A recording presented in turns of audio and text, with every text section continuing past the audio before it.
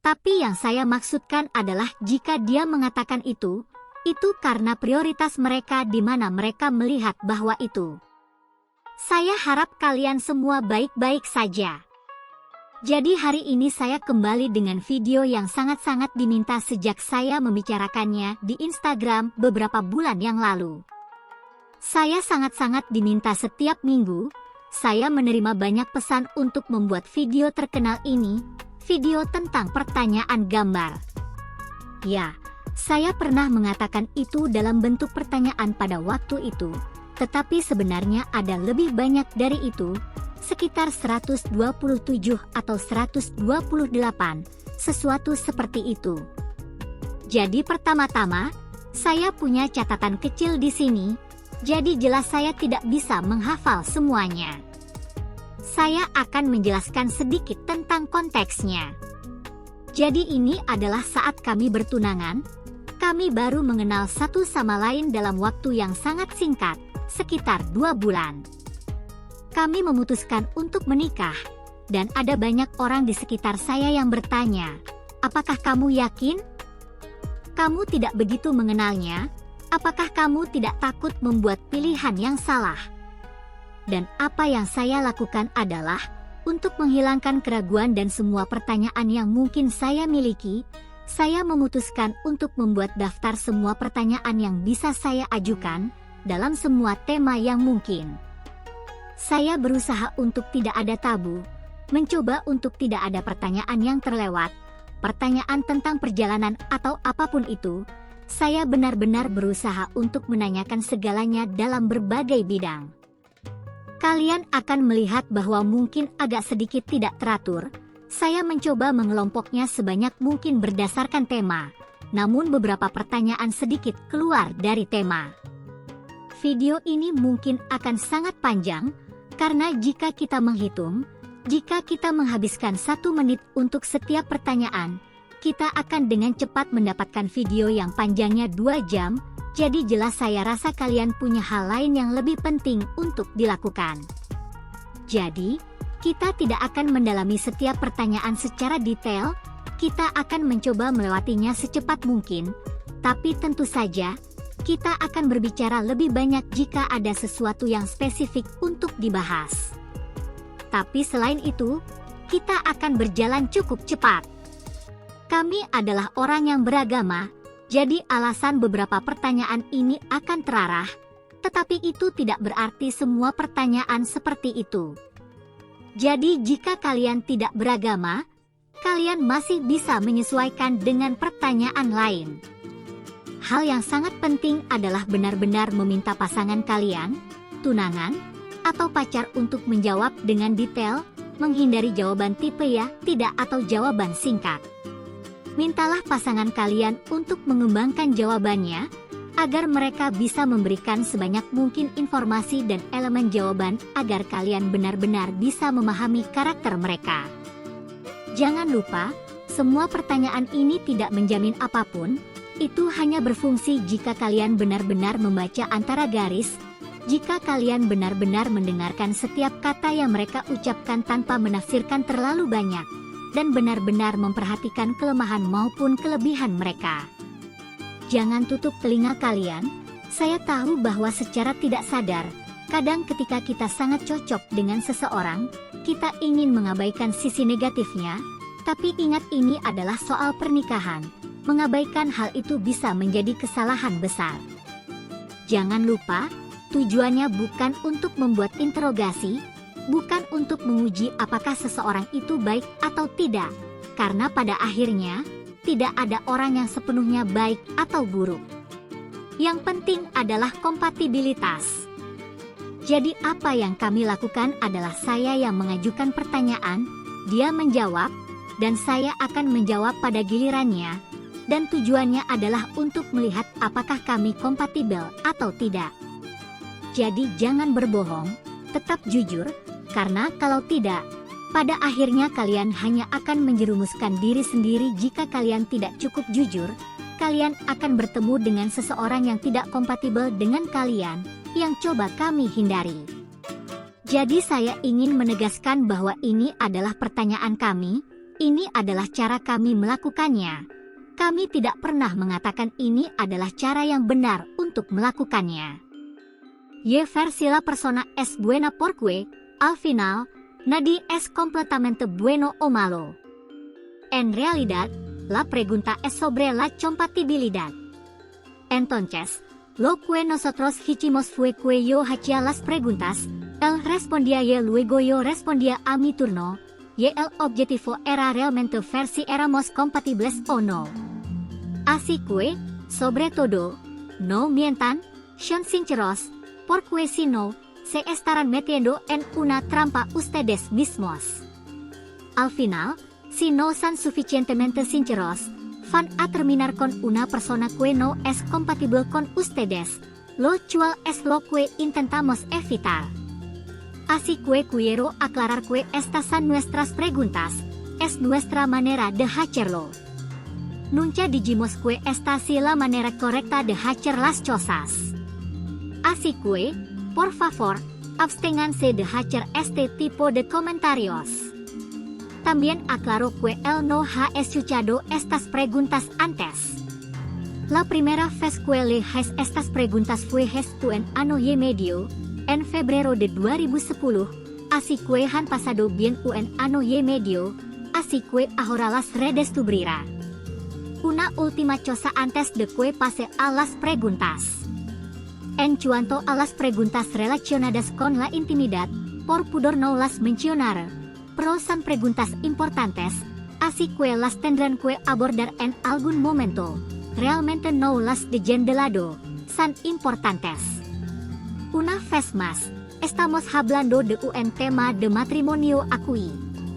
Entonces, ¿cuál es tu concepción del matrimonio? ¿Has estado casado antes? ¿Cuáles son tus expectativas sobre el matrimonio? ¿Cuál es el rol del marido? ¿Cuál es el rol de la esposa?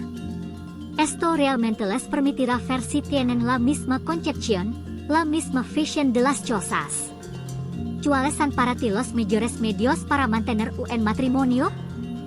¿Por qué quieres casarte? Esta es una pregunta que me parece muy importante e interesante, porque cuando escuchas las razones de algunas personas para querer casarse, realmente no te dan ganas de casarte. Así que creo que es una pregunta importante. Te ayuda a ver que busca cada uno en el matrimonio y a ver si buscan lo mismo. ¿Cuál es tu definición de infidelidad? Honestamente, lo genial es que estamos realmente en la misma sintonía. Más o menos de la misma generación y, sobre todo, creo que hemos tomado lo mejor de nuestra generación. No es lo mismo para todos, pero es cierto que hoy en día, en 2019, veo que las concepciones de las cosas empiezan a volverse un poco lochas, un poco a la deriva, a la derecha y a la izquierda, así que es una pregunta importante de hacer. ¿Cuáles son tus objetivos en la vida, a corto y largo plazo? El matrimonio por amor está bien, es importante, pero el amor no va a ser suficiente para que se leven bien en el día a día, no va a ser suficiente para que se leven bien cada día y vayan en la misma dirección. Entonces, al preguntar a la persona sobre sus objetivos, cómo imagina su vida, eso les va a ayudar a ver si pueden tener un objetivo común en la vida o si cada uno quiere insinuar tras sus propios objetivos, y entonces podrían terminar con una vida en común que parece más un formalismo. Y no olviden que el estatus social tampoco garantiza una buena relación diaria. 3 hal yang ingin kamu capai dalam waktu dekat. Tentukan 3 hal yang ingin kamu capai dalam jangka panjang. Mengapa kamu memilih pertanyaan ini untukku? Bagiku, ini sangat penting. Karena sebenarnya, sebagai perempuan yang berhijab, sayangnya aku telah mengalami banyak pengalaman buruk, dalam arti banyak orang hanya melihat itu saja. Maksudnya, ketika mereka melihatku, mereka hanya melihat hijabku dan langsung mengurangiku menjadi itu saja. Dan memang, dalam pernikahan, hal yang sama terjadi. Jika aku bertanya, kenapa kamu memilihku? Dan jawabannya adalah, karena kamu perempuan yang baik, atau karena kamu berhijab, maka aku langsung menolaknya. Bukan karena ada yang salah dengan menjadi perempuan baik, tetapi karena jika dia mengatakan itu, berarti dia hanya melihat bagian itu dariku. Padahal aku jauh lebih dari itu. Jika dia hanya melihatku dari aspek itu, maka tidak ada yang perlu dibicarakan lebih lanjut. Singkatnya, aku tidak ingin direduksi hanya pada satu aspek saja. Apa peran agama dalam hidupmu saat ini? Bagaimana kamu memandang pernikahan Islam? Apa harapanmu terhadap istrimu dari sudut pandang agama? Bagaimana hubunganmu dengan komunitas Islam di daerahmu? Apakah kamu terlibat dalam kegiatan sosial atau keagamaan, baik Islam, Katolik, Yahudi, Buddha, atau lainnya? Dari sisi spiritual, apa yang bisa kamu berikan kepada pasanganmu? Ini adalah kesempatan untuk berdiskusi tentang agama dan bagaimana kita bisa saling mendukung dan berkembang bersama. Bagaimana hubunganmu dengan keluargamu? Bagaimana kamu ingin hubunganmu dengan keluarga pasanganmu? Bagiku, pertanyaan tentang keluarga sangat penting.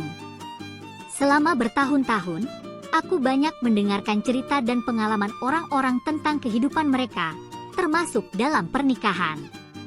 Itu membantuku memahami jalan mana yang sebaiknya diambil dan mana yang sebaiknya dihindari. Seringkali, aku mendengar banyak hal negatif tentang mertua dalam pernikahan. Itu sesuatu yang sangat aku khawatirkan. Aku benar-benar takut menghadapi mertua yang terlalu ikut campur dalam keputusan pasangan.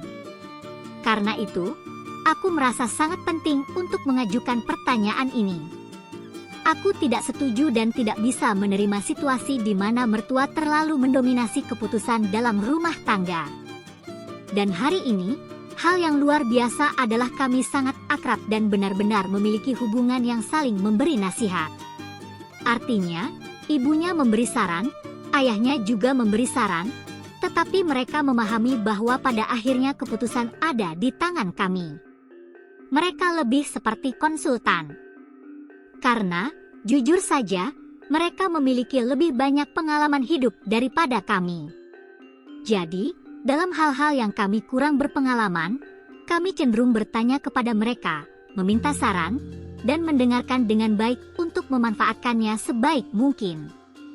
Bagaimana kamu ingin hubungan pasanganmu dengan keluargamu? Bagaimana kamu ingin hubungan keluargamu dengan pasanganmu?